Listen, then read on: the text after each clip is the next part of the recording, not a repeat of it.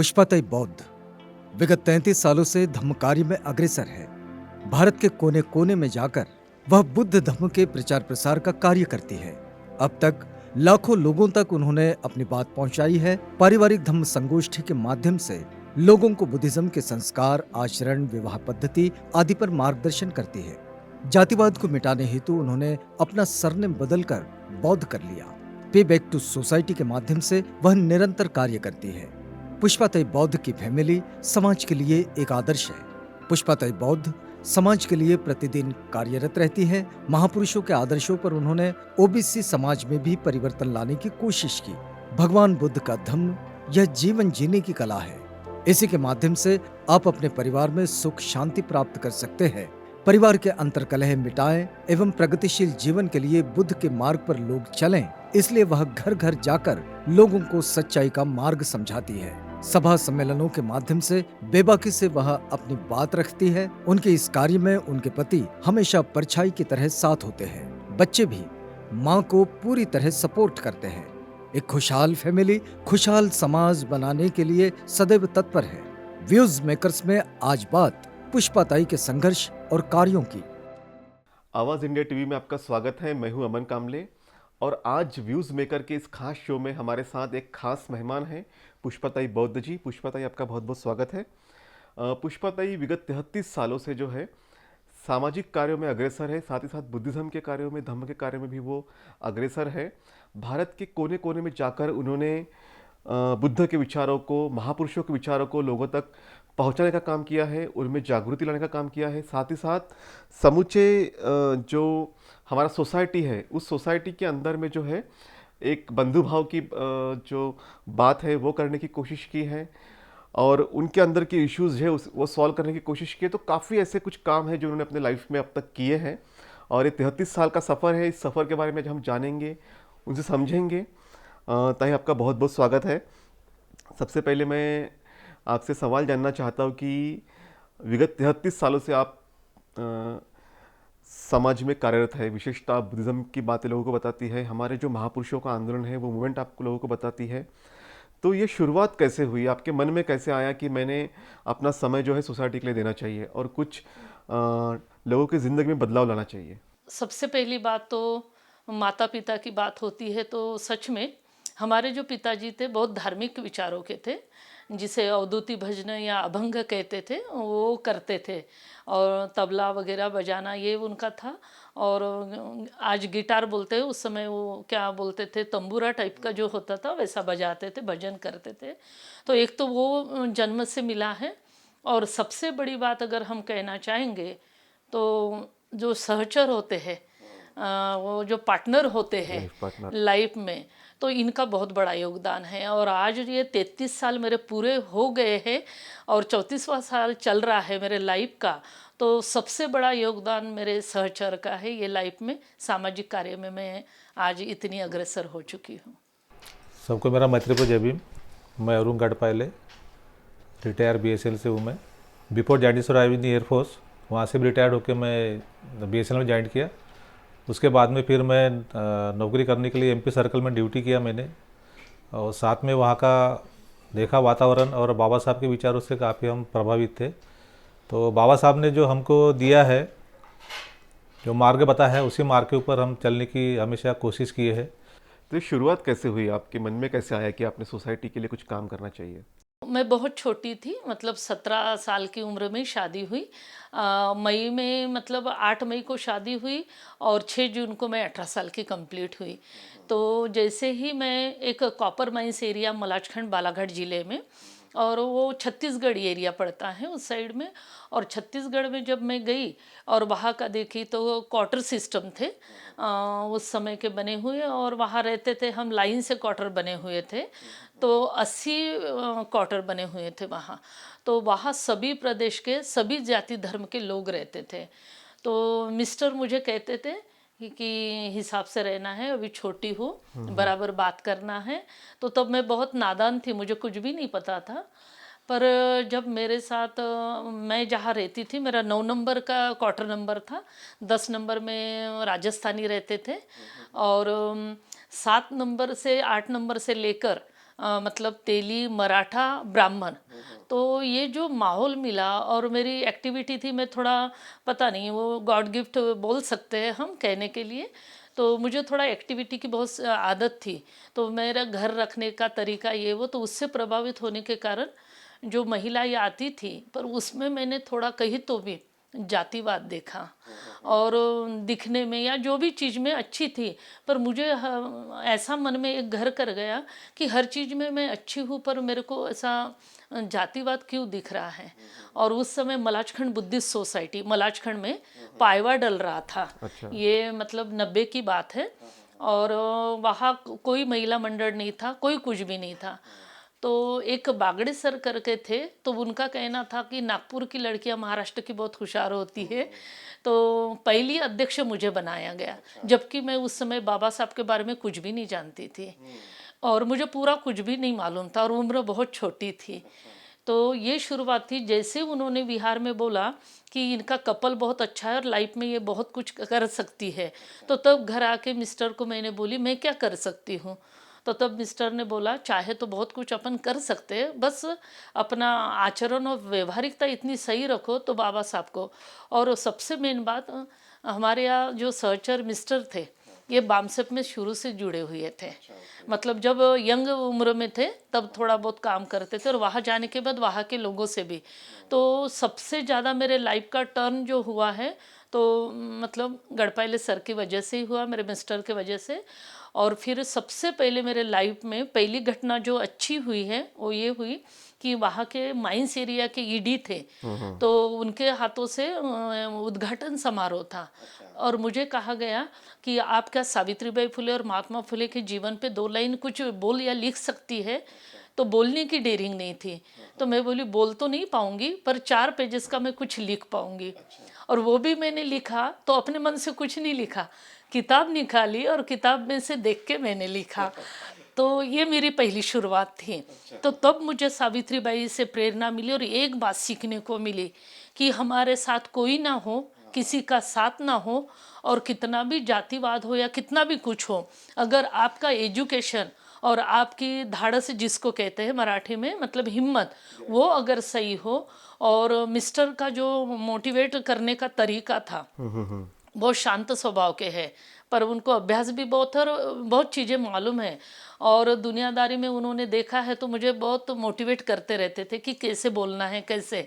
तो उस तरीके से जब मैंने वो सावित्रीबाई फुले पर 4 लाइन लिखी और उसका मेरे को पहला सत्कार और पहला मेरे को मेरे लाइफ का, और तब मेरी उम्र 18 साल की थी और वहीं से मेरी शुरुआत, और तब से मैंने बाबा साहब को पढ़ना चालू की। तो बाबा साहब को पढ़ना शुरू किया, सावित्रीबाई को पढ़ना शुरू किया, बुद्ध के विचारों को समझना शुरू किया, तो कैसे आगे चलते गए? फिर उसके बाद फिर आपके मन में ऐसा आया हो, किस तरह से बातें आई कि अभी हमने जाके लोगों के बीच में इन विचारों को पहुंचाना है? जी, मलाजखंड का जो एरिया था वहाँ सभी जाति धर्म के लोग हैं और कहते हैं सर्वधर्म समभाव। तो वहाँ एक भी ऐसा मंदिर या मस्जिद ऐसा कुछ भी नहीं है, छोटा सा एरिया टापू है। अच्छा, हाँ। पर ऐसा लगता था है कि पूरे देव धर्म वही है। तो वहाँ मलाजखंड बुद्धिस्ट सोसाइटी के विहार की शुरुआत हुई। वो मैं मलाजखंड में जाने के बाद में हमारे साथ में कुछ ऐसे मेरे फ्रेंड सर्कल थे, वो हम नागपुर के ही लोग थे। तो उन्होंने फिर हमने बाबा साहब के विचारों को कैसा डेवलप करना है वहाँ पे हम एकत्रित होकर उन्होंने बाबा साहब का प्रचार हमने साइकिल पर जहाँ पे गाँव देहातों में ट्राइब एरिया में किए। वैसे हमको ऐसी प्रेरणा मिली कि बाबा साहब के विचार को और स्प्रेड करना चाहिए लोगों के साथ में। तो फिर काफ़ी हम उसमें एकजुट होकर फिर मलाजखंड बुद्धिस्ट सोसाइटी द्वारा हमने उसको एक यूनाइटेड संगठन बना के उसको आगे मोटिवेट किए। साथ ही साथ में फिर हमारे फैमिली को भी हमने उसको इन्वॉल्व किए है कि भाई ये तो बहुत ज़रूरी है कि हम तो आदमी लोग हैं, हम नौकरी करते हैं 8 घंटे के बाद करने के बाद में हम तो ज़्यादा ये नहीं कर पाते। तो फिर महिला क्या होती है, महिला एक अगर महिला के डेवलपमेंट होता है तो वो पूरे परिवार को चेंज कर सकती है। तो महिलाओं को आगे करके फिर हमने उसको काफ़ी उसको ये किए है। तो जब मुझे पहला अध्यक्ष देखा गया, चुना गया महिला मंडल का, तो मुझे लगा कि मुझे बहुत जवाबदारी से काम करना है। और करते करते मैंने ये देखा, तो पता नहीं क्या बात थी, पर मुझे हटके कुछ करने की शुरू से ही मन में लगन थी। तो जैसे, और वहाँ के लोग कुछ एक दो लोग हैं जो गले में नहीं पहनते थे, जो दिवाली नहीं करते थे, तो वहाँ ये एमपी के लोग उतने मोटिवेट नहीं हुए। पर पता नहीं, मैं एक ऐसे महाराष्ट्र की लड़की कि वहाँ जाके सबसे पहली महिला मैं थी कि जो मैंने होली, दिवाली और ये जो, तो तब मेरे लाइन में जो ब्राह्मण रहते थे, पाठक, पांडे वगैरह सभी, और वो उनके बीच में जब मैं ऐसा रहती थी तो सब बोलते थे ये शादीशुदा है और क्यों ऐसा रहती है। तो तब तब मेरे को प्रेरणा मिलती गई। जितना मतलब मेरे को लोगों ने निगेटिव लिया, उतना पता नहीं, ये मेरा बचपने से स्वभाव था कि क्या पता नहीं। और जब मैंने फिर थोड़ा थोड़ा सुनने लगी, समझने लगी, रंजित मेश्राम सर, धाकड़े सर, ये मेरे गुरु रहे, मुझे पढ़ाया है। तो ये भी मेरे दिमाग में बहुत अच्छी बातें थी कि मैं उन लोगों के साथ, धाकड़े सर ने मुझे संगीत सिखाया, आकाशवाणी पे एक बार हमारा गाना हुआ था, फिर रंजित मेश्राम सर पढ़ाते थे। तो ये सारी चीज़ें कि इतने बड़े बड़े लोग हमारे लाइफ में आए और हम कुछ नहीं कर पा रहे, तो मैं ये बातें वहाँ मलाजखंड में बताने लगी मीटिंगों में। फिर ये तो मुझे बहुत उन्होंने भी महत्व दिया। और नागपुर की सबसे एक लड़की, ये बहुत होशियार है, और धीरे धीरे मुझे इतना आगे करते गए, तो कुछ बातें तो मैं खुद ही सोचने लगी और ये मिस्टर बताने लगे, और कुछ वहाँ के लोग भी बताने लगे। तो कुछ धार्मिक लोगों का बहुत बड़ा सपोर्ट रहा है, बहुत बड़ा सपोर्ट रहा। कुछ लोग ऐसे होते हैं जो बोल नहीं पाते या भाषण नहीं दे पाते, पर कुछ लोग ऐसा होते हैं, मेरे लाइफ में ऐसे आए कि ये लड़की बहुत कुछ कर सकती है, तो उन्होंने मुझे सपोर्ट बताना। और धीरे धीरे फिर अपने नागपुर की होने के कारण जो भिक्षुओं का मतलब भंते जी द्वारा उद्घाटन की बात आई मलाजखंड की, विहार की, तो मेरे पर सौंपा गया वो काम कि आप नागपुर से ऐसे 5 भिक्षु लेके आइए। और तब मेरा बेटा 6 महीने का था, और जब लेके गई तो बोधि रत्न भंते जी, सत्यशील भंते जी, जो आज भी मुझे बहुत ये करते हैं, तो जो भंते जी आज है हयात में, जो अच्छा काम कर रहे हैं या हो चुके हैं, तो उनको जब मैं लेके गई तो तब से वहाँ के लोगों ने मेरी बहुत सराहना की है। और दूसरा मौका मुझे लाइफ में 21 साल तक ये मिला कि मेरे दोनों बच्चे छोटे थे, बेटी और बेटा, तो सुरेश ससाई भंते जी जब 40 भिक्षुओं के साथ आए, और मेरा क्वार्टर बहुत बड़ा था और सारे भिक्षुओं का आवागमन मेरे ही घर में होता था। ये तो लोगों ने देखा ये लड़की करने में सब इसमें बहुत ये है, तो मतलब वहाँ के लोगों ने मुझे बहुत ऊपर उठाया। आपकी लीडरशिप क्वालिटीज उन्होंने देख ली थी। बहुत ज़्यादा, बहुत ज़्यादा। और एक बात नागपुर के, महाराष्ट्र के लोगों में खास कर है, मेहमानों का अतिथि पन बहुत अच्छे से करते, तो इसलिए वहाँ के लोगों ने मुझे मतलब हर चीज़ में बहुत, और वैसे मेरा रास्ता आगे बढ़ते गया। तो ये आपके सरनेम में बौद्ध लगा जी। तो विशेषतः हम लोग जब देखते हैं महाराष्ट्र के बाहर जाते हैं तो यूपी में, एमपी में, छत्तीसगढ़ में, जी। राजस्थान में काफी लोग सरनेम बौद्ध लिखते हैं। आपने भी बौद्ध लिखना शुरू किया। जी। ये शुरुआत कैसे हुई थी? वहाँ के लोग कुछ थे वहाँ, बोलते थे कि बौद्ध लिखो, बौद्ध दिखो, बौद्ध बनो, ऐसा हम मतलब भाषण में बोलते थे। या तो जहाँ भी संगोष्ठी के माध्यम से जाते थे, गांव खेड़ों में, आदिवासी लोगों में, वहाँ भी। और जब हम कहीं खाने के लिए जाते थे तो हमने ये भी देखा कि खाना तो हमको बहुत अच्छे से परोसते थे, आवभगत भी बहुत करते थे कि ये ऑफिसर है, अच्छे लोग हैं, दिखने में अच्छे हैं। पर जब खाना खाने की नौबत आती थी शादी ब्याह में या उनके घरों में, तो पवार समाज के लोग पत्तल में खाना देते थे और पत्तल उठाने की भी बात होती थी। तो तब से हमारा दिमाग चला कि आपने हमको मेहमान के तौर पे बुलाए पर हम पत्तल नहीं उठाएंगे। तो बोले फिर आप बौद्ध कैसे, आपके तो कुछ बौद्ध अलग है और आप बौद्ध वो सब करते हैं। तो ये बातें बड़े दिमाग में घर घर गई। तो फिर हमने सोचा, वहाँ के कुछ लोग भी थे कि क्यों ना हम अपना सरनेम ही बदल दे, और ओरिजिनल आचरण से, व्यवहार से बौद्ध लगने लगे। तो फिर सबसे पहली शुरुआत तो मैंने की। मतलब पता नहीं क्या बात थी, मैं नहीं जानती कि नागपुर का अंश था या तो मुझे नागपुर में कुछ करना होगा। तो ये मेरे लिए बहुत ही अच्छी बात है। वो कब का समय था? ये मेरी बेटी जब मेरे गर्भ में थी, तो मेरी 20 साल की उम्र होगी शायद तब, 19 साल में बेटी हुई, तो तब मैंने बुद्ध और उनका धम्म पढ़ना चालू की। तो जैसे ही बेटी का जन्म हुआ तो सोच ली कि मैं और कोई खीर देने वाली सुजाता नहीं रखूंगी, और कोई नहीं, आम्रपाली रखूंगी, ताकि मेरी बेटी लाइफ में ऐसा कुछ करे। तो ये मेरे दिमाग में ही चलता था, पर अध्ययन कुछ नहीं था, किताबें नहीं पढ़ पा रही थी उतना, पर थोड़ा कुछ पढ़ दो तो ये दिमाग में चलता था। और बेटी का नाम आम्रपाली रख दी। 1.5 साल बेटा रहा और तब ये माहौल बढ़ता गया, काम शुरू करता रहा, गोदी में लेकर बच्चों को प्रवचन चलते रहे। तो प्रवचन कैसे, पूरे परफेक्ट नहीं, कोई भाषण बराबर नहीं, पर बाबा साहब सावित्री रमाई चलते रहा, बुद्ध चलते रहे, पर वो साथ में पढ़ाई चलती गई। पर जब ये चीज़ें घटती गई गांव देहातों में, तो फिर बेटे के समय मैंने बोला कि अभी नहीं रुकना है। और जैसे हॉस्पिटल में डिलीवरी हुई, तीसरे दिन छुट्टी की नौबत आई, तो हम दोनों ने, पति पत्नी ने निर्णय लिया कि बेटे का सरनेम यही से बदलते हैं, और वही बेटे के बर्थ सर्टिफिकेट से बौद्ध कर दिए। तो फिर बौद्ध बेटा हुआ तो माँ को होना जरूरी है ना, जिस माँ का बेटा है। तो वही से मैंने भी एफिडेविट करना चालू करी।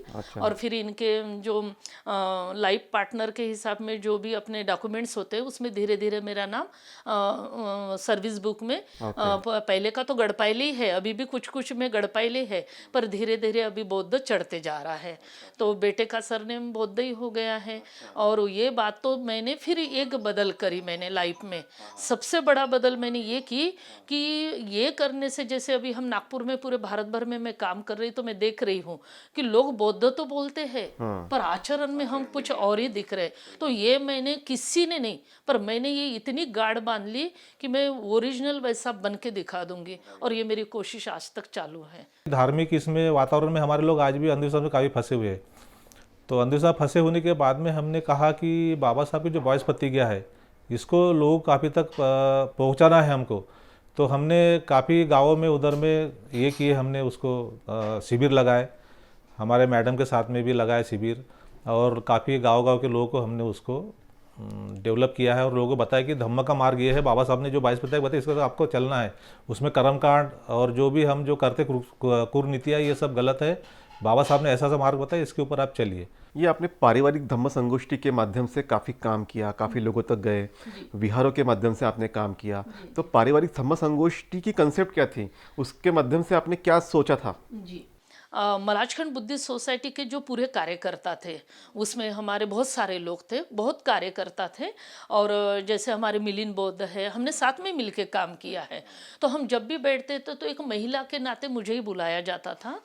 तो वहाँ हमने जो था पारिवारिक धम्म संगोष्ठी, तो परिवार में धम्म कैसा होना चाहिए, तो हमने बुद्ध और उनका धम्म पढ़ना चालू किया। और हर संडे बच्चों के साथ, परिवार के साथ विहार में जाते थे। ये बाबा साहब की बताई हुई बातों को हमने अनुग्रहण करना चालू किए। तो उस समय ऐसा हुआ कि क्यों ना हम परिवार को ही बदला जाए, तो ये कॉन्सेप्ट चले। तो कौन कौन, तो वहाँ हम देखते थे कि परिवार में कौन कौन परिवर्तन कर रहा, कौन कौन। तो पारिवारिक धम्म यानी बुद्ध और उनके धम्म से कुछ बातें आई, और बुद्ध और धम्म को पढ़ा जाता है या हम देखते हैं, तो वहाँ पूरे की पूरे सांसारिक जीवन के, परिवार के लोगों की ही बातें हैं। धम्म तो बहुत हाई लेवल है, पर उसको अगर हम जीवन में, सांसारिक जीवन में उतार के अगर जीना लग जाए तो बहुत इजी लगता है। तो तब हमने उसको पारिवारिक धम्म संगोष्ठी, यानी हिंदी शब्द है, साथ में बैठ के चर्चा करना परिवार के लोगों का। तो उसमें सास ससुर हो, मतलब पूरे परिवार मित्र मंडली, और डेवलप करना, बच्चों को संस्कार देना। और उसी तरीके से फिर उसका नाम ऐसे ही रखा गया, पारिवारिक धम्म संगोष्ठी। ट्राइबल एरिया में जाने के बाद में मलाजखंड कॉपर माइंस में ऐसा एरिया था कि वहाँ पे सभी जाति धर्म के लोग थे। तो वो हमको किस दृष्टिकोण से देखते थे, उसके ऊपर हमको बहुत ज़्यादा चिंतन था। कि एक उदाहरण बता रहा हूँ मैं, एक कैम्ब्रिज यूनिवर्सिटी में पढ़े हुए एक मिस्टर गुप्ता सर थे। तो वो लंदन में रहे। लंदन में रहने के बाद में जब इंडिया में, तो उनका लड़का BSL में, वहाँ पे BML में इंजीनियर था। तो वो हकीकत बताते थे कि वो जो है, मैं वहाँ पे पढ़ के फिर बाबा साहब को विचारों को भी काफ़ी मैं सुना हूँ, देखा हूँ। तो वो मलाजखंड में वो हमेशा घूमने के बाद में वो आके विहार में बैठते थे, वो बौद्ध विहार में। तो वो मैं सोचता था कि ये क्यों यहाँ बैठते हैं हमेशा। तो 8-10 दिन हमने ऐसे ही देखा उनको। तो हमने कहा भी ओल्ड एज के हैं तो आते घूमते रहते होंगे। लेकिन उन्होंने बताया, बोले मैं वहाँ पे बोले काफ़ी रहा, बोले मैं LIC में पर्सनल ऑफिसर रहा हूँ बोले, लेकिन मैंने बोले मेरे हाथ से कोई ऐसा गलत काम नहीं किया बोले। तो मेरे साथ में वाले लोग थे बोले, तो वो बड़ा कास्टिज्म के हिसाब से बोले वो करते थे, बोले कि नहीं, जब तक मैं इस पद पे हूँ तो मैं SC/ST की बैक लोग कभी नहीं भरूंगा। तो उनसे काफ़ी हमको प्रभावित मतलब ये हुए। हमने फिर उनको और डीप में पूछा कि सर ऐसा क्यों। तो बोले वो लोग जो है काफ़ी कास्टिज्म के प्रति काफ़ी ये थे बोले। तो हमको और एक्टिवनेस मिला उनको। तो हम ऐसे पूछते पूछते गए उनको। मैं बोला सर ये क्यों ऐसा हो रहा है? तो बोले देखो, बोले मैं जो है मैं चाहता हूँ, बोले कि इस देश में जो धर्मांतरण हो रहा है, मतलब जो धर्मांतरण हो रहा, बोले जो आज के 20 साल पहले की बात है। तो हमने पूछा उनको, मैं बोला सर ये जो धर्मांतर हो रहा है ये कहाँ हो रहा है? तो बोले क्रिश्चियन लोग जो है इस देश में काफ़ी ये हो रहे हैं, कन्वर्ट हो रहे हैं। उस समय बोले एक पादरी की हत्या हुई थी, उस आप लोग सबको मालूम होगा, आज के 20 साल पहले। तो हमने पूछा, मैंने कहा सर यहाँ के लोग जो है बाहर के लोग तो नहीं है, ये तो सब इंडिया के लोग हैं। तो हम ये 4 भाई है, बोला जैसे कोई मुसलमान है, क्रिश्चियन है, ईसाई है। तो बोला इस घर से जाने के बाद में बोला इस घर में आते हैं। तो बोला जैसे मुसलमान जो ट्राइब से जो है, बोला जो आदमी जो हिंदू होता है वो यहाँ से होके इस घर में जाता है। तो बोला उसी प्रकार से बोला ये भी लोग जाके इस घर में जाते, तो उससे आपत्ति क्या है? तो वो बोल रहे थे कि बोले ऐसा होने से बोले उनकी सत्ता आएगी, बोले तो हम लोग गुलाम हो जाएंगे। तो तब से हमने सोचा कि ये तो और एक्टिव होना बहुत ज़रूरी है। तो बाकी उसके बाद में फिर हमने काफ़ी उसको ये किए। फिर मैंने लगा ये तो बात उन्होंने बहुत ये की है कि सही, मतलब वो बताया उन्होंने कि भाई ये जो है इस देश में काफ़ी वातावरण ख़राब है। तो उसी दृष्टिकोण से हमने फिर और लोगों को ये करवा के हमने मोटिवेट किया कि चलो भाई ये ऐसी बातें हैं, इसको थोड़ा सा आप अच्छे तरह से करो। अच्छा, आपने पारिवारिक धम्म संगोष्ठी के माध्यम से मैं जब समझ रहा था तो आपने लोगों की ज़िंदगी में बदलाव तो लाए, उनमें बुद्धिज़्म की बातें बताई, बाबा साहब के विचार समझाए, साथ ही साथ जो घर के अंदर के कुछ इश्यूज होते हैं उसको भी आपने टैकल करने की कोशिश जी की। जी जी। ये कैसे हुआ? सबसे पहली बात अपने परिवार होते हैं। पूर्ण परिवार कोई सुदृढ़ नहीं होते हैं, या तो कुछ ना कुछ उतार चढ़ाव होते हैं। तो जब लाइफ में मैंने शुरुआत की, मिस्टर का बहुत बड़ा सपोर्ट रहा, और बच्चे का नाम फिर मैंने बेटे को आम्रपाली बेटी का नाम रखी, बाद में सुमेध बौद्ध करी। फिर धीरे धीरे मैं बोली मैं बदल रही हूँ तो परिवार को, जब मैं परिवारों के बीच में मतलब ये सब नहीं करना, तो कुछ ससुराल टाइप से भी कुछ विरोध आए, कुछ मैके वाले नहीं सुन रहे थे, और फिर समस्या आने लगी और मेरा डेवलप होने लगा। देखिए बहुत अच्छी चीज़ें होती है लाइफ में कि जब अपन सही मार्ग पकड़ते हैं तो प्रगति भी उतनी सही होती है, और इसका मैं पूरे अच्छे तरीके से जानती हूँ कि डेवलप अपने हाथ में है। तो जब जब हम ये करते गए, परिवार सुधरता गया। फिर जो लोग सुनने नहीं रहे थे या तो मान नहीं रहे थे, तो ये लोग मुझे याद कर रहे थे।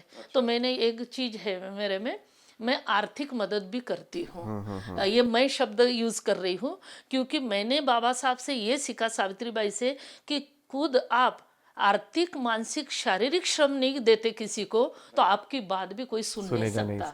नहीं तो हम सिर्फ बातें सुनाएंगे और कुछ नहीं करेंगे, तो ऐसा नहीं। तो मैंने ये चीज़ बहुत मतलब अपनाई, और जब मैं ये करने लगी तो लोग बदलते देखी कि नहीं, ती बाई मतलब वो लेडी मदद भी करती है, काम भी करती है, और एक आवाज़ पे हमारे दौड़ के आती है। तो ये चीज़ें मैंने इतनी दिमाग में फिट बिठा ली कि आपके पास अगर कुछ है, बाबा साहब ने अपने आखिरी क्षण तक लोगों की मदद, हेल्प की, और हमारे महापुरुषों ने, तो ये हमने देखा। तो वहाँ से मैंने जब ये करते गई तो उसके कारण लोगों में परिवर्तन भी होने लगा। तो आप जब लोगों के बीच में जाते हैं, फैमिलीज़ के बीच में जाते हैं, तो एक शुरुआत जब आपने की तब लोगों के मन में, लोगों के पास इस तरह का प्रचार नहीं था, वो बातें समझते नहीं थे बुद्धिज़्म की या बाबा साहब की। तो उनके मन में ये जो बुद्धिज़्म की विचारधारा है वो लोगों ने समझनी चाहिए, इसके लिए आपने किस तरह से प्रयास किए फिर उस वक्त? पहली बात तो लोगों का ऐसा कहना था, मैं यही बोलती थी कि परिवार में हम ना चीवर पहने हैं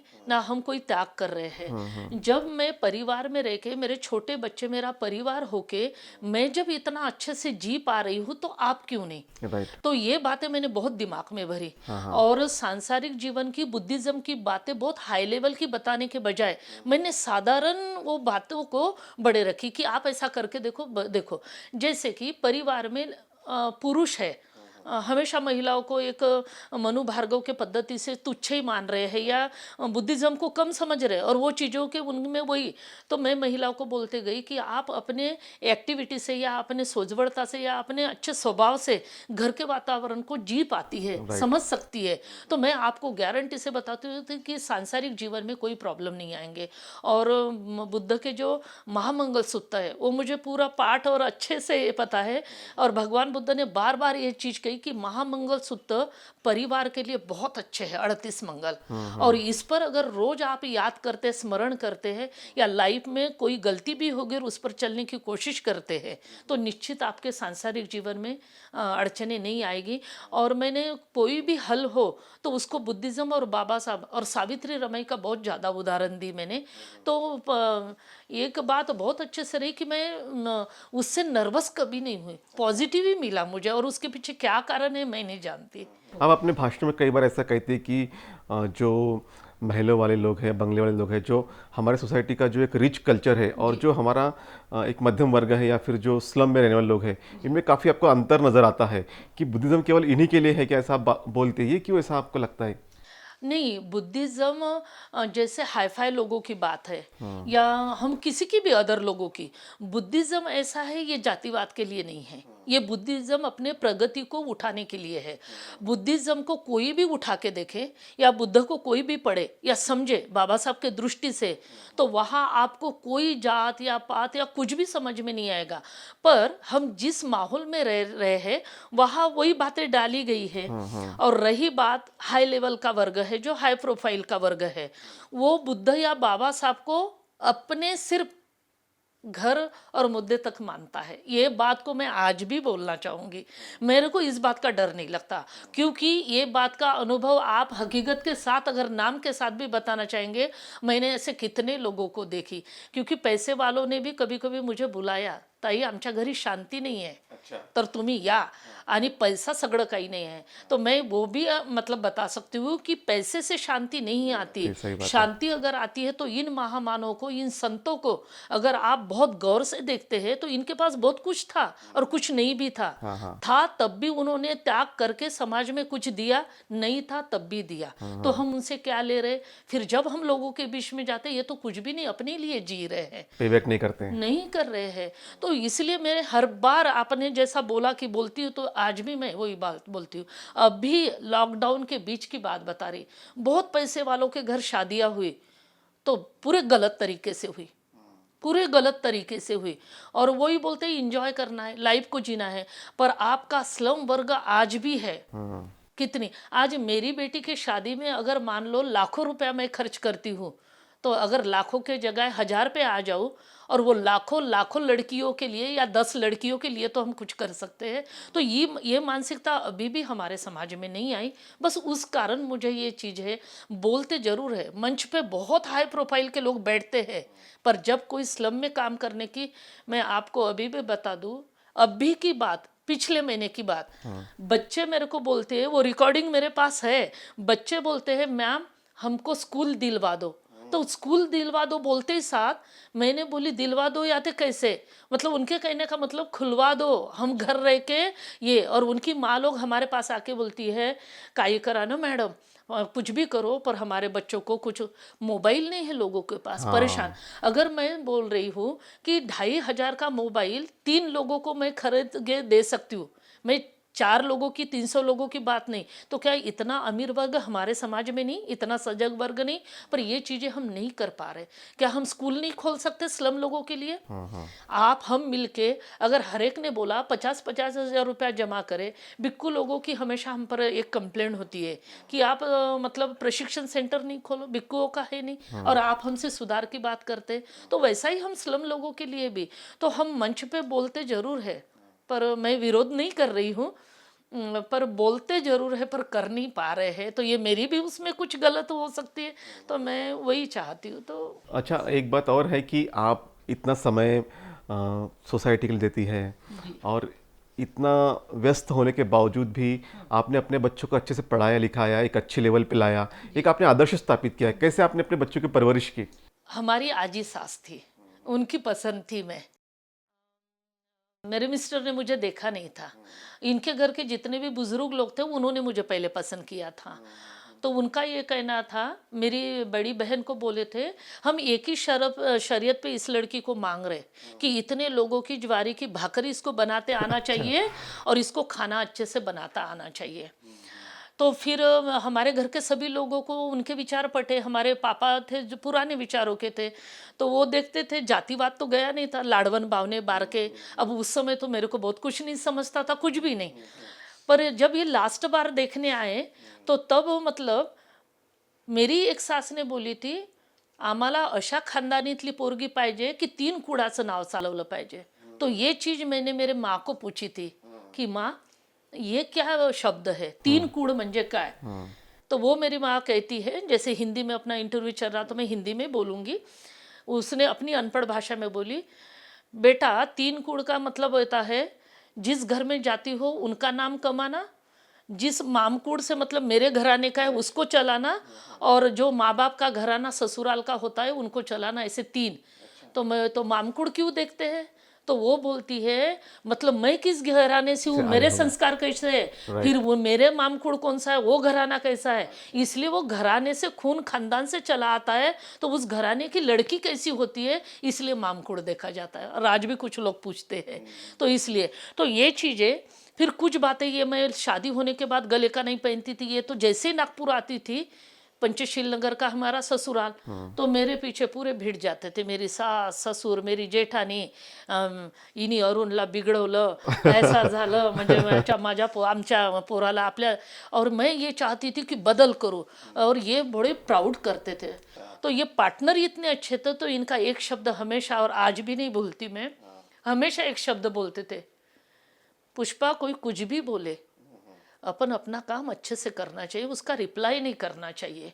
तो इस कारण मैं अपना काम करती गई. और तब मेरी सास बोल रही थी खानदानी से नाव तो डूबवन, और वो बात दिमाग में जो घर कर गई. और मैंने वहाँ से मेरे बच्चों को, जब मैं बेटी को 12वीं के बाद यहाँ लेके आया और बेटे को 10वीं में, तो मैं छोटे से 6x6 के रूम में रहने लगी डाबरे जी के यहाँ आंबाझरी में, वर्मा लेआउट में. और वो तेली समाज के थे, बहुत अच्छे, और छोटा सा रूम. तो मेरी बेटी हमेशा एक बालती थी, मैं समाज को 2 बातें बताने जा रही बेटा, आपके संस्कार, आपके भरोसे पे, पापा ने तो मुझे साथ दिया, पर आपके वजह से मैं समाज को डकार के कुछ बोल पाऊंगी. तो मेरी बिटिया इतनी गुणवान, इतनी अच्छी, और बेटा दोनों भाई बहन रहना, मैं 6 महीने के लिए मलाजखंड जाऊं या मैं समाज का काम करूं तो ताला लगा के पढ़ाई करके. और हमेशा जो भी मैं करती थी तो बेटी के दिमाग में एक बात आती थी, सुमेध मम्मी दूसरों को ज्ञान बांट रही है, दूसरों को ये कर रही है, इस हिसाब से. और मुझे पता ही नहीं चला मेरे बच्चे कब बड़े हुए, और आज भी इतने हिसाब से.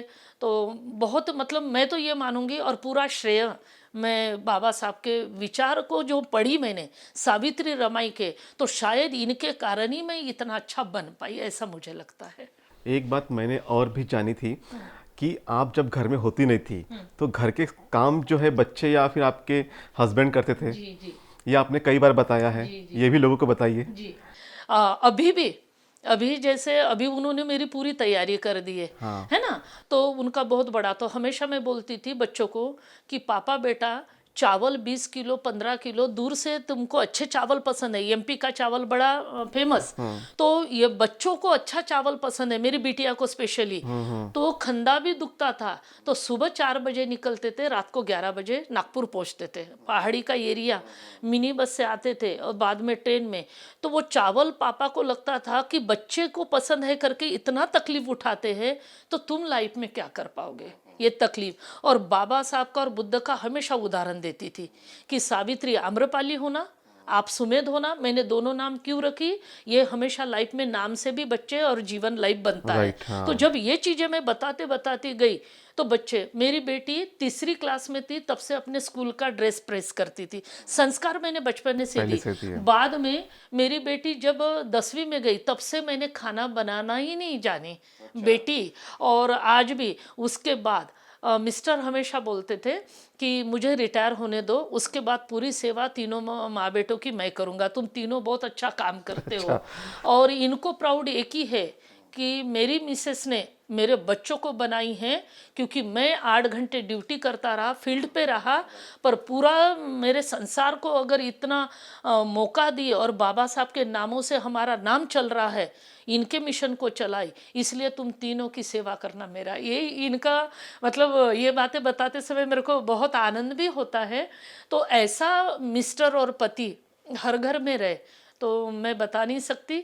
और उनको प्राउड ये है कि हम बुद्धिज़्म के विचारों को लेके चलते हैं। तो वो बोलते हैं मैं साथ नहीं दे पाया, काम नहीं कर पाया, मैं ड्यूटी और पैसा कमा पाया, पर तुमने ये रंग लाया और तुमने धम्म को पकड़ के तीनों माँ बेटों ने इतना अच्छा किया, तो इसलिए मैं तुम्हारी। और आज भी सुबह का नाश्ता रिटायर होने के बाद हमको वही खिलाते हैं।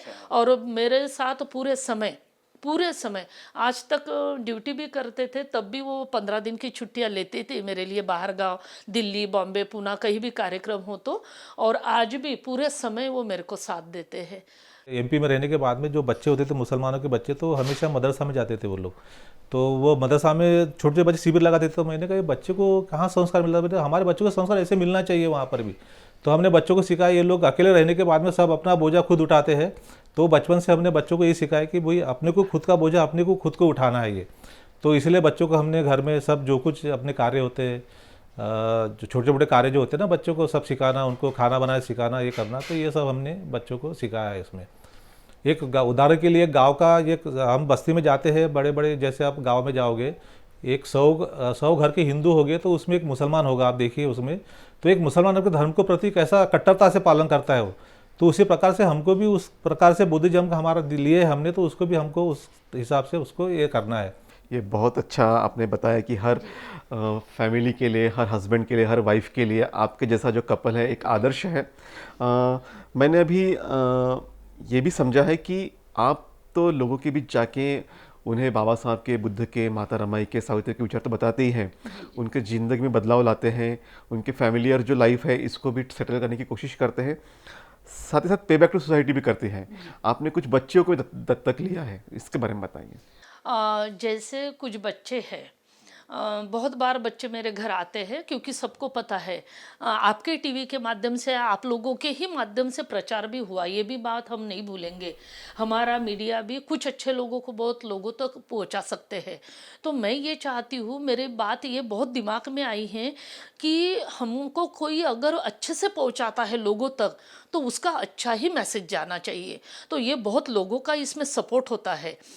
तो जब ये लोगों तक गए, तो जैसे कि उदाहरण के तौर पर बहुत बच्चे घर पे आते हैं कि मैम हमको मदद चाहिए। तो कैसी मदद चाहिए? तो आपके पहचान के लोग हैं, तो उनको बोल के हमको एजुकेशन लोन या ये वो। तो मेरा हमेशा इसमें मेरी सभी महिलाओं को ये इंटरव्यू जो भी सुनेंगे, तो नागपुर के सभी लोगों को ये पता है कि मैं कभी भी किसी की मदद लेके आज तक आर्थिक किसी की मदद नहीं की है।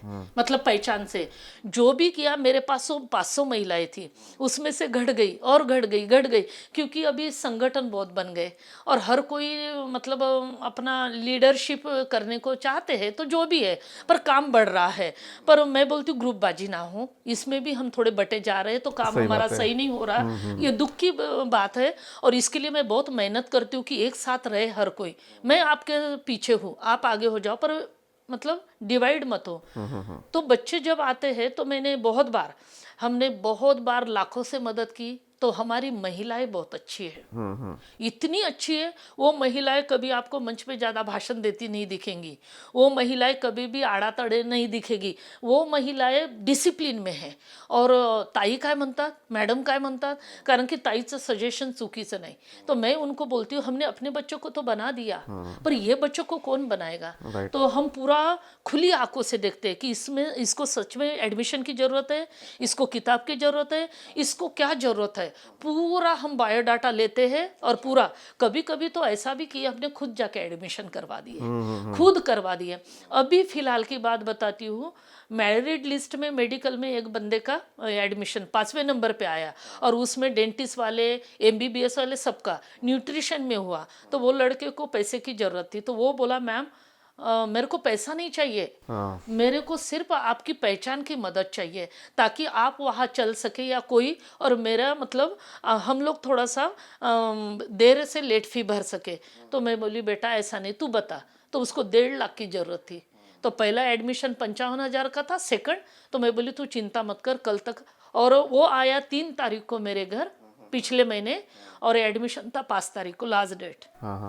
मैंने तुरंत दूसरे ही दिन मीटिंग बिठा ली, सबने 1000 जमा किए, 55,000 रुपया तुरंत दे दिए। मतलब आज तक ये बताने वाली बातें नहीं, पर आपने सवाल किया। नहीं, ये जरूरी है लोगों हाँ, तक जाना ये बातें, हाँ, क्योंकि आप किस तरह से सपोर्ट करते हैं, आपका जी, जी, संघ किस तरह से सपोर्ट करता है। जी, जी।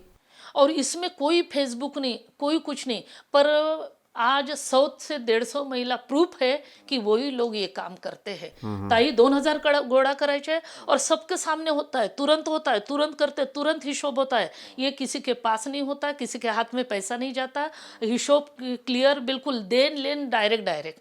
और ये महिला ये काम कर रही है। नागपुर में बहुत अच्छे लोग भी हैं सर, मैं आपको बता दूं, बहुत अच्छी महिलाएं भी है। वो सावित्री जैसा काम तो नहीं कर पा रही क्योंकि मौका वैसा है नहीं, वर्ण व्यवस्था, पर बहुत अच्छी महिला है। और मेरे ग्रुप में तो कुछ महिलाएं बहुत अच्छी थी, पर थोड़ा सा एक बात हुआ कि राजनीति मुझे बहुत समझ में आती है पर कर नहीं पाती हूँ मैं। और इसलिए कि मेरी एक स्वभाव है, मैं बुद्धिज़्म में ज़्यादातर हो चुकी हूँ, तो ना मैं गाली देना पसंद करती हूँ ना सुनना। और शील को बहुत महत्व देते हैं सभी लोग। अगर शील मैं पालती हूँ या घर में संस्कार या लोगों को समझाती हूँ और शील का उल्लंघन मैं ही कर लूँ तो हम आदर्श क्या दे पाएंगे। तो इसलिए मैं सामाजिक, तो कुछ लोगों ने ताई तरह से करत नहीं, तो थोड़ा सा विरोध, आणि फिर मैंने सोची कि मैं नहीं कर पाती तो मुझे माफ़ करे, पर मैं विरोध नहीं करती। नहीं। और बहुत सारी महिलाएं मेरे साथ ऐसी भी है, उनको पता है कि तुम ये काम अगर कर सकती हो तो बिल्कुल वहाँ जाके मेहनत करो, पर मतलब ऐसा, और वो करते भी अपने। तो मैं तैयार करती हूँ जितना मेरे से होता है। और ये कुछ लड़कियां हैं, वो बोलती है आई आम्ही सावित्रीला तो बघितलं नाही।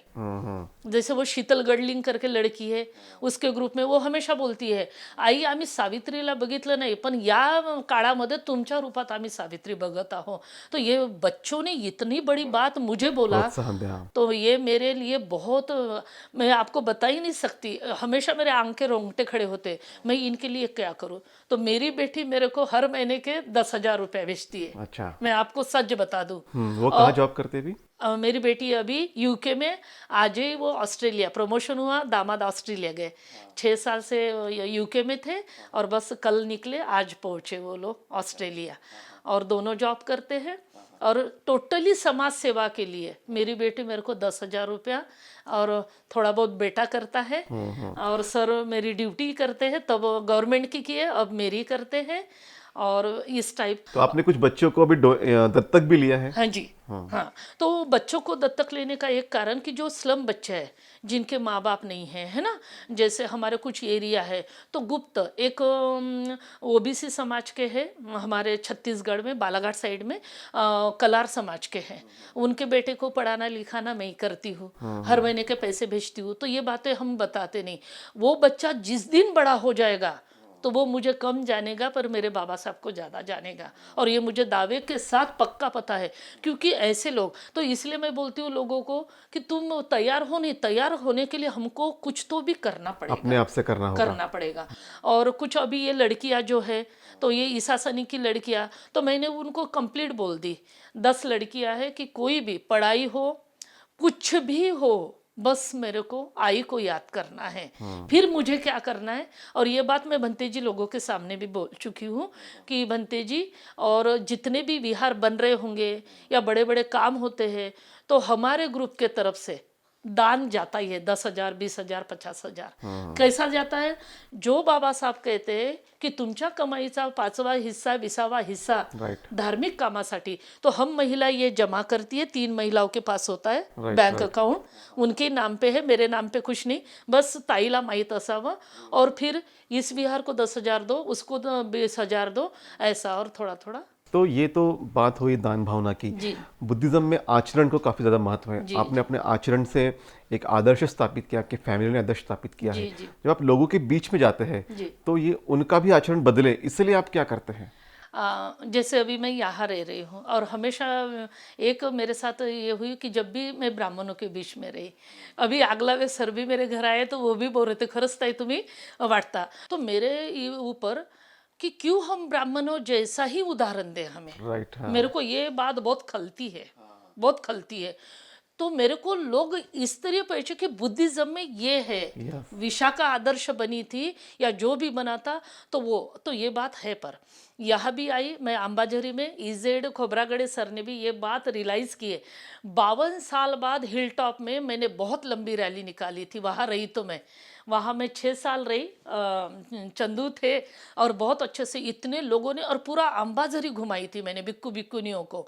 और उस समय मेरे को 1.25 लाख रुपए का खर्च आया था। अच्छा, हम दान वान किसी से लेते नहीं हैं या कोई पर्ची भी नहीं छापते, और कोई देना चाहते तो हम मना भी कर देते, पर ये जो महिलाएं हैं हमारी ये बहुत अच्छी है, बस उन्हीं के तो वो काम की थी। तो खोबरागड़े सर ने बोला तो जहाँ मैं जाती हूँ वहाँ बुद्धिज़्म, जैसे यहाँ आई मेरे पास इसके भी वीडियो है, भिक्षुनियों को बुलाती हूँ घर से ही, नए माहौल में गई नया माहौल तैयार करती हूँ, और ये मेरे दिमाग में ही चलते रहता है और ये इन्हीं से सीखी।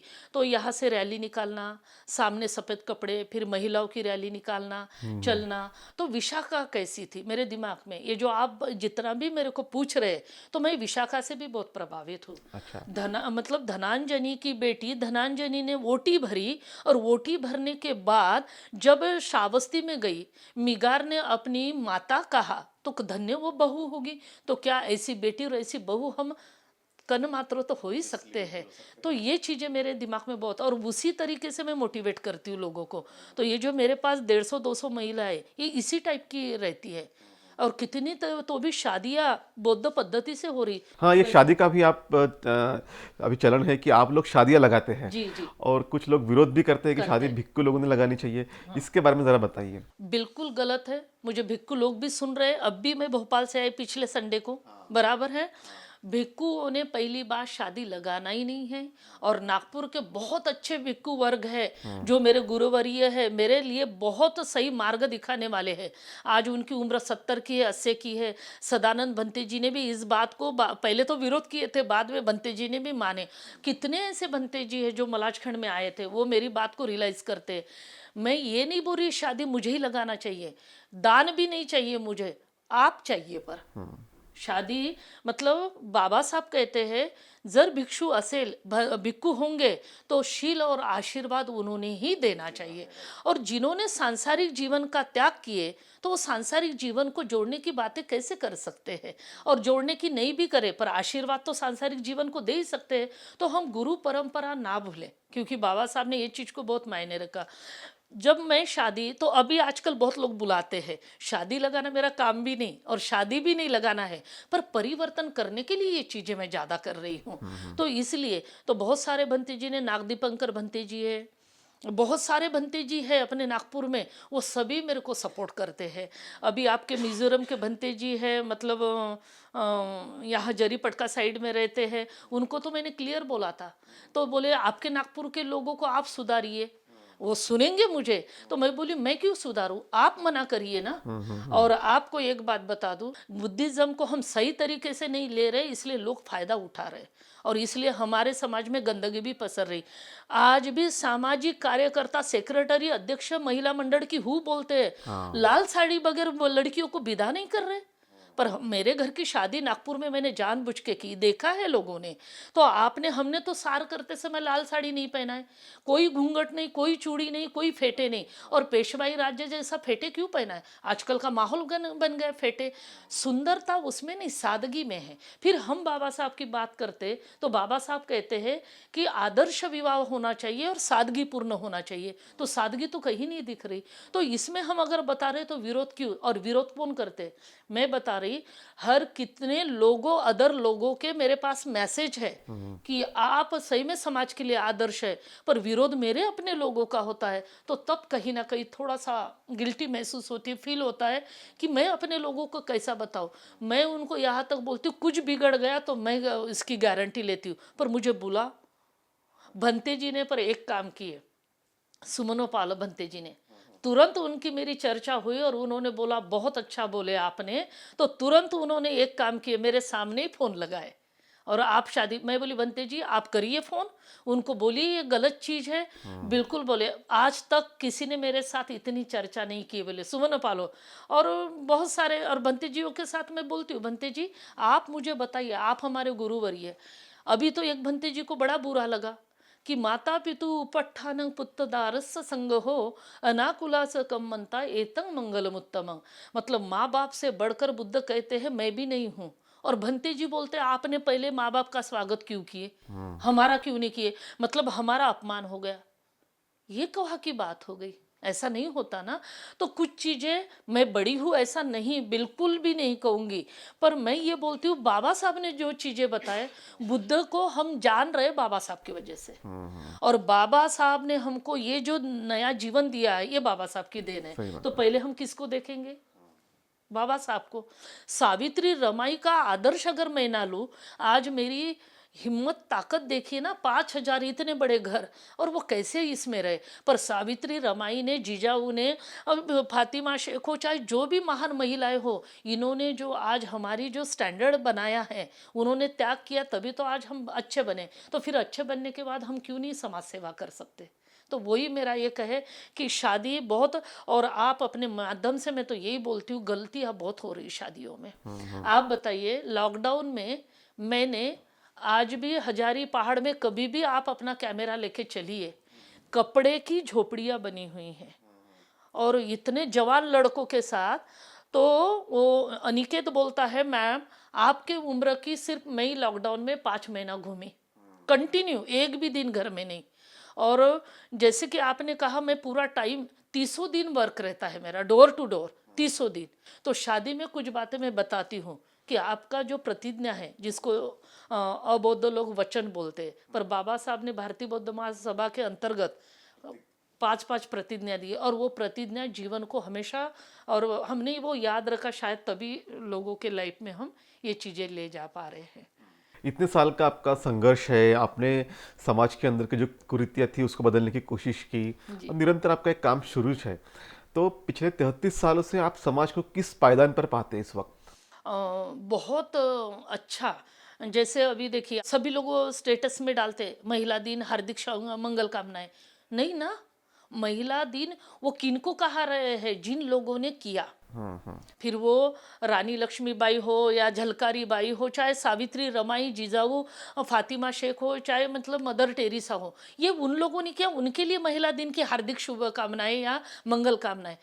पर मैंने और मेरे जैसे कितने ऐसे लाचार लोग हैं, मैं भी ठीक हूँ ना, हमारे जैसे ठीक है, पर लाचार लोगों के लिए महिला दिवस कब आएगा, उनके महिला दिन कैसा मंगल कामना का होगा। तो इसके लिए ये जो हाई प्रोफाइल का वर्ग है, वो कौन सा महिला दिन मनाना चाहिए, आप बताइए ना। क्या बर्तन घिसने वाली महिलाओं के लिए, जैसे हम कुछ लोग हैं, हम अगर मान लीजिए मेणबत्ती का कारखाना खोल दिए, तो कितनी तरी महिलाओं को रोजगार मिलेगा, वो महिला दिन होगा। राइट। बराबर है। और उस महिला दिन की हार्दिक मंगल कामनाएं, ये आधुनिक और ये वर्तमान की महिलाओं को हम मंगल कामनाएं किनको दे रहे, उन लोगों ने त्याग करके कर लिए और हमारा जीवन सफल किए। पर हमारा जीवन सफल हमारी होने भी के जिम्मेदारी है कि हमने क्या कर औरों का रहे, जीवन सफल तो बनाना वो चाहिए। मेरा दिमाग वैसा वैसा चलता है कि ये सारी चीजें। और आज जो मैं महिला को देख रही, तो महिलाएं कहती है क्या आज की महिला स्वतंत्र है, तो संवैधानिक अधिकारों से वो स्वतंत्र हो सकती है और होने वाली हो चुकी है। पर कौन सी, ब्राह्मणों की महिला है, कौन सी वेल एजुकेटेड महिला है, आज ओबीसी मराठा समाज की महिला है बहुत हाई लेवल, पर हमने वो लिया नहीं ना। आज भी संघर्ष करना चाहे तो बाबा साहब ने इतनी तरतूद कर चुकी है कि महिलाएं जा खड़ी हो महिलाओं जाए। को तो हमेशा मनुस्मृति ने एक निचत स्थान दिया है, चाहे वो ब्राह्मणों की हो या फिर हमारे समाज की। सभी जाति धर्म की अति शूद्र का है। तो वो महिलाओं ने तब भी अपना बाबा साहब के संविधान को पढ़ के अपना लेवल पा लिया। पर आज अगर स्वतंत्र नहीं है तो सामाजिक कुरीतियां और मनु भार्गव के विचारों से ही जो पुरुष चल रहे, उन्होंने आज भी महिलाओं को वही रखा है, वो स्वतंत्र नहीं है। मैं बता रही, आज भी पुरुष जहाँ जाती हूँ, तुला अक्कल नाही, मी आता घरी आलो न तू आता आली कार्यक्रमावरून, तो मेरा एक कहना है कि उसको अक्कल है तभी आपका सांसारिक जीवन जी रही और आपको बाल बच्चे सम्मान दे रही। स्त्री है तो सम्मान मिल रहा है, स्त्री है तो पुरुष जन्म आया है, और स्त्री है तो ये सृष्टि सुंदर है। नहीं तो आप उसकी अक्ल मत निकालिए, उसको मोटिवेट करिए ना। और वो कैसा है, उसको इतना प्रताड़ित किया गया है और इतना उसको तुच्छ माना गया है। वो तो बुद्ध की कला है कि बुद्ध ने उसको 7वां रत्न कहा है, पर उसमें इतनी कला है, वो किसी भी जाति धर्म की हो, किसी भी जाति संप्रदाय की, पर उसमें इतनी कला है, वो चाहे तो कुछ भी कर सकती है, क्या वो स्वतंत्र खुद में होना चाहती है? और ये सामाजिक कुरीतियाँ है, इसमें वो स्वतंत्र नहीं है। और इसी को दूर करने के लिए हम मृत्यु संस्कार, वैवाहिक संस्कार या नामकरण संस्कार इसलिए हम करवाते हैं ताकि बदल हो जाए, ये कारण है। बिल्कुल, अब हम इस इंटरव्यू के अंतिम पायदान पे हैं। मैं अंतिमतः एक आपकी टिप्पणी लेना चाहूँगा, एक समूचा जो आप कार्य करती हैं, और आप क्या संदेश देना चाहेंगी हमारे समूचे फैमिलीज़ को कि एक आप आदर्श आपने स्थापित किया है, आपने पे बैक टू सोसाइटी भी की है, आपने विचारों का अनुसरण किया है, लोगों तक पहुँचाया भी है, तो जो फैमिलीज़ है या फिर जो हमारा सोसाइटी है वो किस तरह से आगे बढ़े बुद्ध के विचारों से, और इनके अंदर में जो इंटरनल कॉन्फ्लिक्ट्स है वो कैसे दूर करें? हर बोझा ढोने के दो पहलू होते हैं, और बैलबंडी के जो चाक होते हैं। तो पारिवारिक के लिए तो मैं इतना ही कहूँगी कि महिला कहते हैं कि बहुत सोजवड़ होती है, जन्म से ही बहुत इमोशनल होती है, और पुरुष ताकतवर होता है शरीर से।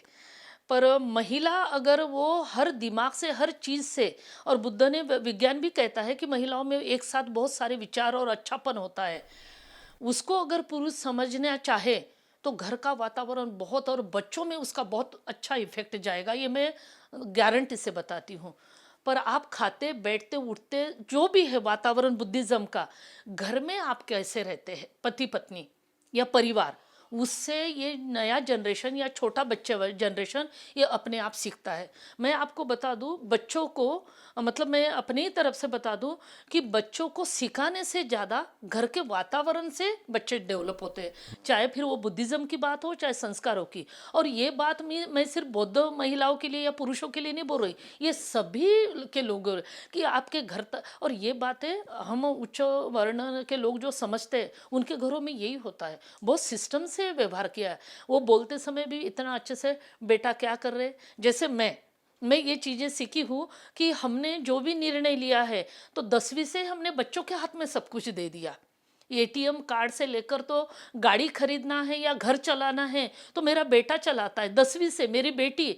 तो हमने कभी ये अविश्वास किया ही नहीं कि हमारे बच्चे पैसे का कुछ करें, या तो इसलिए वो इतने जिम्मेदार हो गए कि वो हमको नॉलेज देते हैं अभी।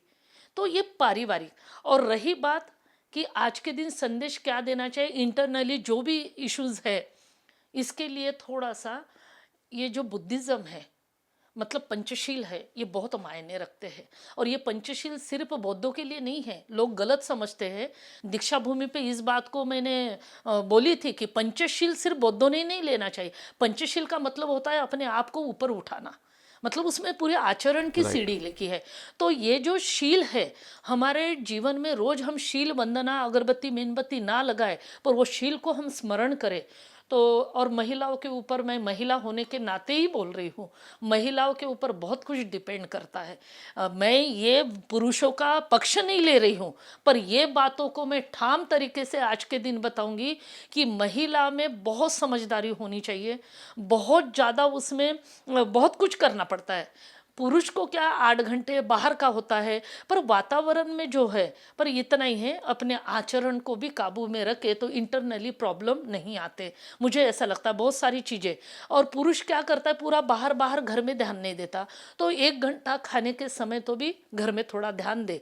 मैं तो ये चाहती हूँ, जैसे मेरे मिस्टर बोलते, अरे माझा कधी तर हिशोब घ्या तुम्ही, अरे कधी तर मला विचारा, हम कभी पूछते थे, मतलब विचारायला पाहिजे, मतलब रूल ऐसे बन गए। और हमारे घर में सब अपने अपने काम करते हैं, मतलब प्लेट, बेटा कभी मैं प्लेट बनाती नहीं या उठाती नहीं, बहुत मेहमान रहे वगैरह तभी भिक्षुनियों का, भिक्षु का खाना या कभी भी हो तो मेरा बेटा पूरा सर्व करता है, वो करता है पूरा, और खाना बनाने लगता है। तो ये घर में ये सारी चीज़ें, पुरुष है, ये बेटा है, ये दामाद है, ये समधी है या समधन है या जो भी है, इसमें अंतर मत रखो, समानता। और ये समानता, बंधुत्व अगर रहेगी ना तो शायद ये इंटरनली। और आज के दिन मैं ये कहना चाहूँगी, सारे विश्व में, शायद सारे भारत भर में बुद्धिज़्म, मैं इस जाति धर्म में पैदा हुई या इसका काम करती हूँ, वर्क करती हूँ करके नहीं बोल रही, पर जो भी है, और ऐसा कितने लोगों ने मुझे कहा है कि सच में आपका बुद्धिज़्म, आपने तो पूछा था, मैं ये भी बता रही, मैंने अदर लोगों के भी घर बसाई हूँ, मतलब मेरा फ्रेंड सर्कल दूसरों में भी है।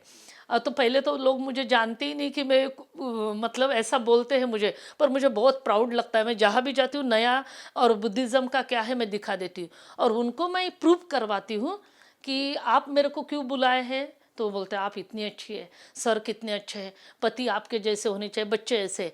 तो ये मैं क्यों बनी हूँ, क्योंकि ये बुद्धिज़्म मेरे पति को नहीं मिलता, मेरे बच्चों को नहीं मिलता, या मैं नहीं पढ़ती, तो इसलिए मैं इतना डेवलप नहीं कर पाती, और इसलिए शायद आप मेरे को न्याय करवाने के लिए अपने घर में नहीं बुलाते। तो इसका मतलब बुद्धिज़्म न्याय का धम्म है, वो सुसंगति का धम्म है, वो आचरण का धम्म है, वो सारे जीवन को अपने पर्सनालिटी को डेवलप करने का मार्ग है वो। और इसीलिए बुद्ध कहते हैं मैं मार्गदाता हूँ, मैं मोक्षदाता नहीं। और बाकी इसमें क्या मोक्ष, वो अदर रहे चाहे कोई भी रहे, मैं ये चीज़ बहुत अच्छे से बताती हूँ। मैं जब अंबाझरी में रहती थी तो ब्राह्मण, मराठा, बंगाली मेरे साथ बैठे थे, उन्होंने मेरे से चर्चा की है, तो नहीं बोली ये तो है, तो मैं बोली देखिए वर्ण व्यवस्था के हिसाब से स्त्री को अछूत और तुच्छ कहा गया है, फिर वो किसी की भी महिला हो। पर बताओ वो पुरुष को पहला सवाल आप पूछना बोली कि आपने किसके पेट से जन्म लिया। जिस माँ के पेट से आप जन्म लेते हैं, दूध पिला के वो आपको इतना बड़ा करते और आप उसके विरोध में ऐसा लिखते हो, तो आप बताओ वो धर्म धर्म है क्या। सही बात है। तो ये चीज़ें जब ऐसा बताती है तो अदर भी लोग कन्विंस होते हैं। तो मेरा तो एक ही कहना है कि सबके साथ मैत्री करो, सबके साथ प्यार करो, इतना अच्छा वर्क करो अपने आप को, वो कोई भी किसी के लिए भी दौड़ो, और जब भी आपको चाहे तब मदद करो। जब भी अभी लॉकडाउन में कितने लोग परेशान थे, तो बहुत लोग कुछ को तो नाम के लिए करा, कुछ को जो भी कराए होंगे, पर मदद तो हुई है। तो मैं तो ये चाहती हूँ ऐसी तरह की मदद करते रहे। और समाज में जो भी कुरीतियाँ है, समाज में जो भी संवैधानिक अधिकार सभी के लिए है, तो वो संवैधानिक अधिकारों के लिए आज के दिन महिला अगर जागरूक हुई, वो किसी भी जाति धर्म की हो, और संविधान जो बाबा साहब ने किसी बौद्ध या किसी ऐसे महिलाओं के लिए नहीं लिखा, वो ब्राह्मणों की महिला भी आज अपने पति को डकार के बोलती है, तो वो बाबा साहब की देन है। आज कोई भी महिला ऑफिस में ड्यूटी कर रही बैग लटका के और अपने अधिकार ठाम बात रखती है, तो वो बाबा साहब के कारण है। तो मेरी महिलाओं, मैं आज के दिन तो आपको इतना ही कहूँगी, आपने जो भी आज प्रगति की है, तो ये प्रगति का मार्ग सिर्फ बाबा साहब के संविधान के कारण मिला है। और मैं इस चीज़ को, या आप भी कभी नकार नहीं सकते। बस महिलाओं ने बाकी चीज़ों में न पड़ के अपने आप को ऊपर उठाने के लिए किसी और को मत देखिए, किसी को के साथ गलत मत करिए, किसी का अहित मत करिए, बस अपने आप को ऊपर उठाइए और इतना अपने आप को मतलब अच्छा बनाइए, और वो लोगों तक जाएगा, अपने आप जाएगा। इतना ही मैं कहना चाहूँगी। बहुत बहुत शुक्रिया आपका, आप हमारे बीच में आई और आज इतनी सारी बातें आपने कही। लोगों के मन मस्तिष्क को मुझे लगता है ज़रूर इस पे असर पड़ेगा, और जो लोगों की ज़िंदगियाँ हैं इसमें बदलाव आएगा। और जिस तरह से आप बाबा साहब के और बुद्ध के विचारों से आपने अपनी फैमिली को उन्नत किया है, समाज को उन्नत किया है, ना केवल अपने समाज को बल्कि बाकी के भी जो समाज है उनको भी उन्नत करने की कोशिश की है, उनके भी अंदर बदलाव लाने की कोशिश की है। आपके प्रति मंगल कामनाएं व्यक्त करते हैं। आप इसी तरह निरंतर समाज के प्रति अपना उत्तरदायित्व निभाती रहे, और आपके कारण अन्य लोग भी समाज के लिए अपना कुछ देने की कोशिश करें। इन्हीं मंगल कामना के साथ धन्यवाद। जय भीम। जय भीम।